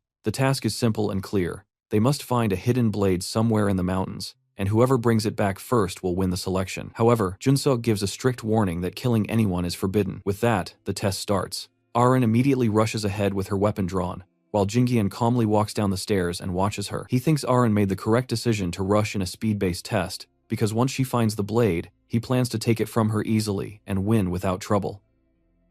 Jinjian receives a phone call. An unknown voice asks about the blade, and Jinjian explains that he still has to pass a qualifying test on the way, which will delay things. The voice reminds him that this is already the second time he has mentioned that excuse, and tells him he is late. Jinjian apologizes and promises that once he gets the blade, he will keep his word. The caller agrees, and says that a promise made to a constellation will be honored, then tells him to stay focused on his goal. Back in the present, Jinjian stands confidently, knowing this is his last chance, and realizes he must find both Aaron and the blade. In the jungle, Aaron crouches on the ground and feels traces of blade magic coming from beneath her, realizing she must concentrate harder to locate it. After a moment, she stretches out her hand, sensing that it will take about 15 minutes to pinpoint the sword. But suddenly, she feels something nearby and turns in surprise, wondering if it is the blade's magic mark. As she prepares to draw her sword, she notices Jingian standing nearby watching her. He smiles and asks if she used magic footprints to track the blade, and who taught her that method. Holding her sword tightly, Aaron remembers that Kim taught her. She recalls a past training session when she asked him about magic. He had assumed she already knew the basics,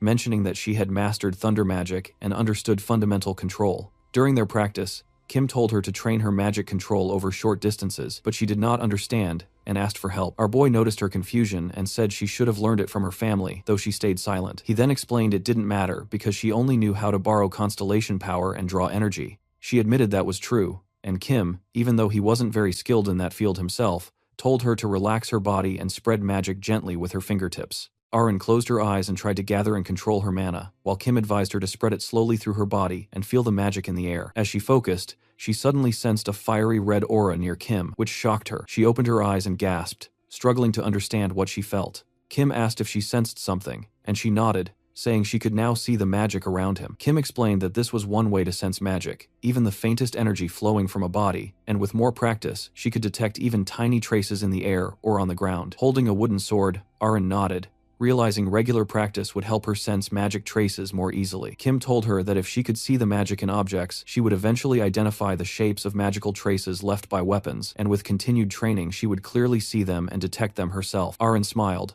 saying she understood. Back in the present, Aaron looks at Jinjian approaching with a cold, angry expression. Jinjian asks about Kim and says he recognizes him as the same person he saw with her outside the Valhalla training hall. Even though Kim looks simple, Jinjian has already noticed his talent. Aaron, anger flashing in her eyes, tells Jinjian that Kim is far stronger than someone like him, and asks why he came there. Jinjian closes his eyes with a faint smile, pulls out his weapon, purple mana sparking as he swings at her, and says that is his reason for coming. But he is shocked when his sword meets resistance.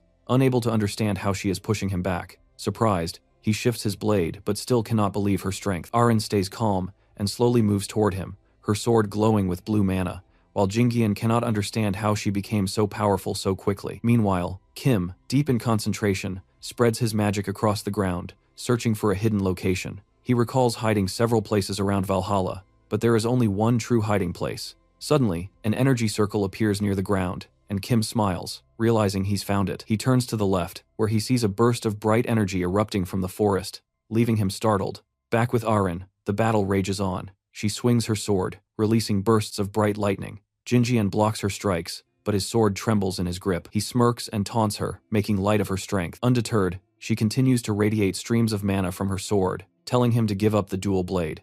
Jinjian, with a mocking grin, dismisses her, charging at her with his sword. As he launches toward her, Arin gathers energy in her weapon, preparing for his strike. When Jinjian kicks off the ground and charges, she anticipates his move, swiftly swinging her sword at him. Jinjian's sword flies from his hands as he falls, shocked by the force of Arin's attack. Breathless, he struggles to regain his balance as the girl stands over him. She observes his fallen form, a bit surprised at herself for landing a successful hit. She then bends down, picking up the double blade that has fallen beside him, feeling a surge of triumph. Just as she begins to stand, a voice behind her stops her in her tracks, and she freezes. Jinjian stands before Arin, his sword resting in his hands, emitting a dangerous purple energy. He grins at her, asking if she really believes she can defeat him so easily. Arin, still struggling to process what has just happened, stares at him in confusion and disbelief. Jinjian, with a smug smile, points his sword in her direction, asking what she thinks has happened. As she swings her sword, she misses and it goes over Jinjian's head. Surprised, she watches as he bends down and skillfully dodges her attack, sweeping his sword in a devastating blow that leaves a bright purple trail. Arin is sent flying backward,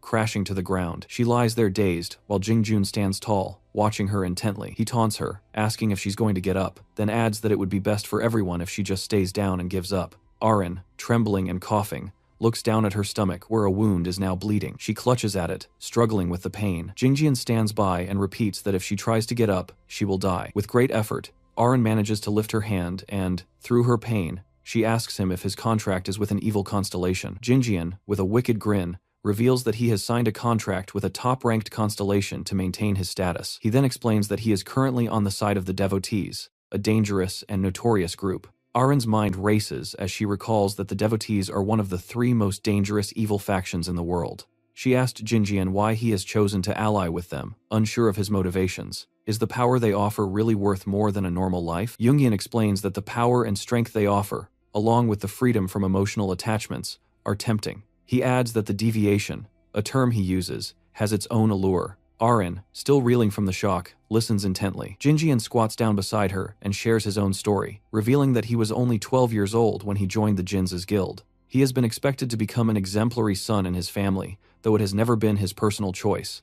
Despite that, he has no regrets, even as a teenager. Jinjian then speaks of a turning point in his life when he met a devotee. The man had reached out to him, encouraging him to join the devotees, promising that it will fulfill desires he has long held. Jinjian explains that the man probably understands his temperament and knows he has a deep aversion to people, but he says joining the devotees hasn't been as simple as it seems. It has come with a condition that Jinjian has to fulfill. Jinjian reveals that the only way to pass the family selection exam is to obtain a relic, a dual blade that has to be found. He tells Arin that if she gives up earlier, they won't need to go through the second elimination test, and she will simply hand over the blade to him. Surprised, Arin learns that the second qualifying exam involves something from her past, something she's forgotten. Jinjian reminds her that 10 years ago, her older sister, Choi Ajin, took part in the first selection test. Arin is shocked to hear about her sister's involvement and the connection to the test. Jinjian explains that during that test, he was unable to control his desires. He viciously reveals that he killed Arin's sister on the mountain while searching for the dual blade. He adds that he suffered a terrible injury and failed the test, blaming his failure on the loss of her sister. Had it not been for that, he claims he could have joined the devotees much earlier. Jinjian then speaks about her father, who has somehow found a secret about Arin's missing sister in hospital. He reveals that her mother also fainted after seeing her daughter's face in her, and it is clear that the pain was too much for her mother to bear. Just as Jinjian prepares to strike the girl, intent on finishing what he has started, a sudden interruption occurs. Kim appears, holding down Jingyin's sword, stopping it just before it reaches Arin's neck. Jingyan, taken aback, tells Kim to stay out of it as this is a family matter. But our boy, clearly displeased, mocks the idea of such a crazy family. With a wave of his hand, he sends Jinjian flying into a tree. The impact shatters it, leaving Jinjian stunned. Arin looks up at our hero, who stands protectively over her, his sword still in its scabbard. Kim turns his attention to her, noticing the blood on her stomach. Realizing her injury, he instructs her to step back. Arin, holding her stomach, smiles weakly as she lowers her head. Jingyan, recovering from the earlier defeat, wonders why Kim has suddenly appeared and interfered.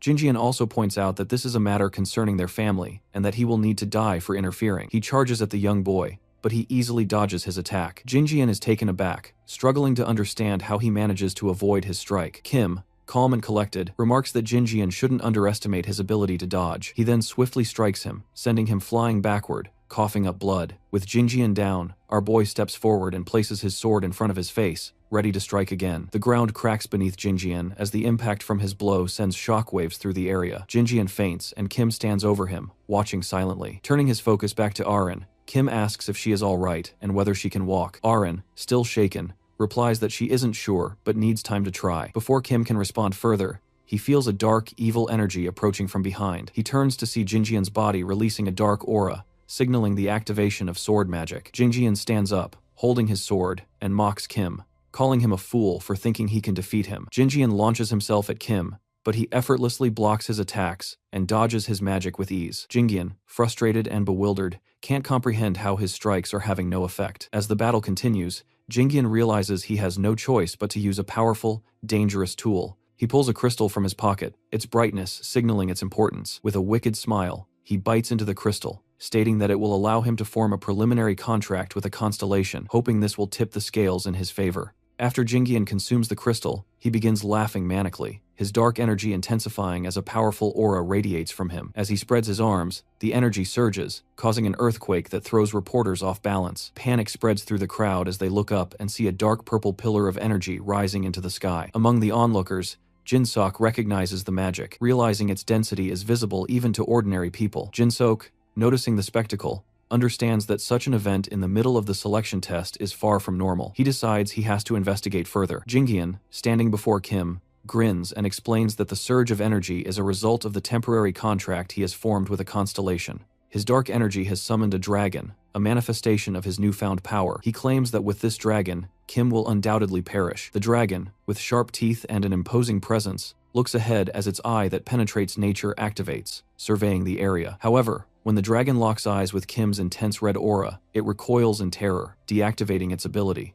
Jinjian, confused, cannot understand why the dragon is reacting this way. The constellation's voice informs him that the dragon has rejected the sacred relic summoning and terminated the contract. The dragon, now terrified, is preparing to flee. Jinjian, still unable to comprehend, watches as the dragon's power fades and the contract dissolves. Kim, unfazed, calmly leans his sword against his body. With a smile, he raises his sword and strikes Jinjian, sending him flying back. Jinjian, knocked unconscious by the force of the blow, collapses to the ground. Meanwhile, the leader of the devotees, Han, silently watches the events unfold, shocked by the turn of events. The system screen displays a message indicating that the dragon, now rejecting the contract, wishes to disappear from the mortal world, further adding to the chaos Jinjian causes. Han, still shaken by the events, kneels down with his head to the floor, apologizing and seeking forgiveness. The dragon's voice echoes, warning him not to distribute artificial relics in the future. Han trembles, acknowledging the message. As he rises, he struggles to understand why the constellation is so enraged. All these repeat in his mind, and he realizes that the trouble stems from the actions of the individual he places within the Choi family. With a serious expression, Han radiates his aura,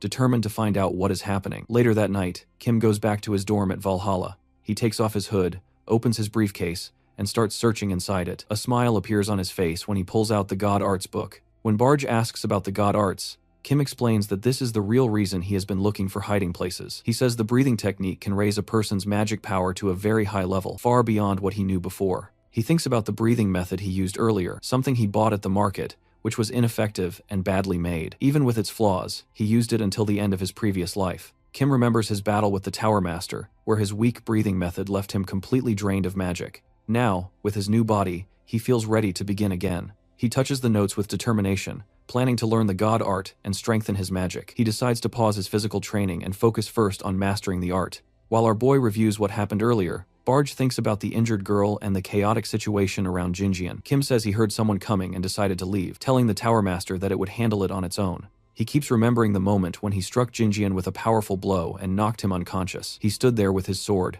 staring at Jinjian's body, feeling confused and nervous. Barge asks if he actually killed him, which makes Kim even more anxious. He remembers being involved in another incident at Valhalla before, and knows that another accusation will bring serious trouble. When he checked Jinjian's body, he noticed faint traces of magic, and convinced himself that Jinjian would survive no matter what. Barge accepts that idea. Kim then remembers going to the injured Eren. Just as he was about to speak, he noticed someone else coming from another direction. Realizing that Arin's family might already be arriving, maybe alerted by a sword mage's presence, he became tense. It was already hard to hide, and it would be riskier with more people watching. Kim warned Arin that her family was coming and, holding his bag, told her he had something to do and would leave. Before leaving, he pointed at Jingyan's unconscious body and told her to say to her family that she was the one who knocked him out. He quietly left with his hood on and said Jingyan worked very hard, which was why he was unconscious. Arin smiled and said she understood, hinting at the issues inside the academy as her family approached. Later, Kim lies on his bed thinking about everything that happened. He reads his notes and thinks about how he will return the remaining storage stones after mastering the god arts. He admits to himself that during his last attempt, he could not transfer all the magical power because of his limited magic ability. Feeling tired, he decides to rest. Meanwhile,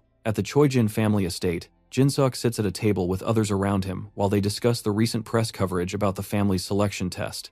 An article has already been published that includes a photo of Jingjian, and some reports are even speculating that the Choijin family might be connected with the devotees. Jinsuk, clearly frustrated, holds his head and admits that the whole situation has turned into a complete mess. He says he cannot believe that someone from the Choijin family could be a villain. Jinsuk addresses everyone in the room and explains that the association has issued an official statement about the incident and that he has already received it. He thinks about how, in earlier cases, like the one with the Ventric family, silence was chosen as the response, but this time he knows that staying quiet will not be enough because the situation has gone far beyond that. He then turns toward the man in the suit, acknowledging Choi Jin-suk's previous cooperation with the police, before asking about Choi Arin's condition. He is told that she has been taken to the family hospital. Even though her injuries are serious, there is no major internal damage, and she is expected to recover completely without needing major surgery. Jinsuk exhales and accepts the news, looking clearly exhausted by all the chaos. Another man in the room brings up Arin's media coverage and mentions that she is now being recognized as a genius student from Valhalla Academy who managed to defeat a member of the devotees, and people are even comparing her to Kim Joo-hyuk. Public opinion is changing quickly, and although the situation is tragic, her actions are being seen as heroic. Jinsuk admits that going against her own brother creates controversy, but the current story is working in her favor. The selection round has ended, and Arin is now being presented as the future head of the family, and even though the articles are dramatic, they will probably help her secure that position. Still, Jinseok remains doubtful. The idea that the girl defeated Jinjian alone seems unlikely to him. He remembers standing over Arin's injured body beside her unconscious brother Jinjian. She said she only acted because her brother attacked her using dark magic. Even though Jinsuk sensed powerful magic around the mountains, her ability to defeat Jingyan still remained a mystery. At that time, other men helped Arin stand up, and she simply said that she used techniques taught by Kim. Later, Jinsuk comes across another article about Kim that talks about how he openly flips off guild officers and how his reputation keeps growing. Meanwhile, in Valhalla, Kim returns to his desk, and as he settles into his seat, he suddenly notices Arin sitting quietly across from him, her presence shocking him because he thinks she should still be recovering in the hospital. Yet here she is, calm and composed as if nothing ever happened. As he keeps staring in surprise, she eventually turns toward him, aware of his attention, then smiles warmly and gives him a gentle wave. The students behind Kim quickly notice this and begin buzzing with excitement, asking each other if she really just acknowledged them, while one of them jokes that it must have been a dream, something more believable for him than for anyone else. Kim, meanwhile, drifts back to a moment at home where he was sitting at his desk holding a book in one hand and a glowing white flame in the other, until the quiet was broken by his phone buzzing non-stop. It was Arin messaging him to say she would not be able to train for a while because of strict orders from the doctor, and considering her recent condition and the heavy bleeding she had suffered, he is not surprised. He replies that he will do his own thing for a few days and wants to rest, but Arin keeps sending emojis repeatedly until he grows frustrated. His irritation is interrupted when Barge tells him there is something important he needs to know, bringing up the recent encounter with black magic. Kim, curious, asks what Barge remembers about that magic, but Barge admits it is not just forgotten, and feels like something is actively blocking his memory. Still floating thoughtfully, the Tower Master guesses that the blocked memory might return if a certain second condition on a mysterious scoreboard is fulfilled,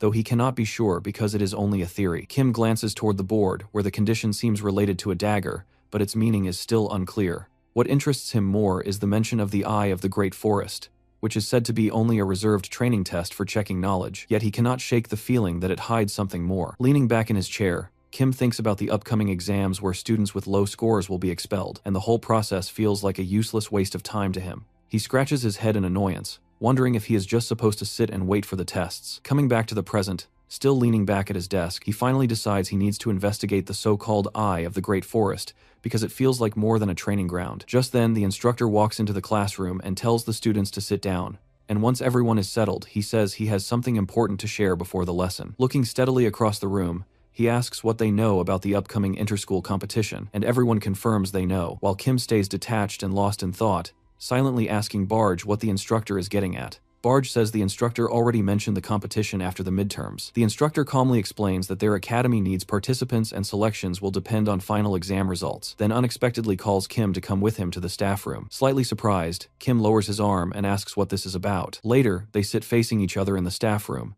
and the instructor, looking a bit uneasy, says the meeting place cannot be changed, but quickly gets to the point and asks Kim to participate in the upcoming competition. Kim refuses immediately, surprising the instructor before he can even explain. Trying to smooth things out, the instructor describes the interschool event as a global competition between the three biggest hunter academies: Korea's Valhalla, where they are now, China's White Lotus, that looks like a traditional palace, and America's Heroes, a huge tower surrounded by purple lights. Each academy chooses several talented first-year students to represent them, and the competition includes intense challenges like sparring, maze escapes, and other survival tasks, with top scorers in the practice exam being selected.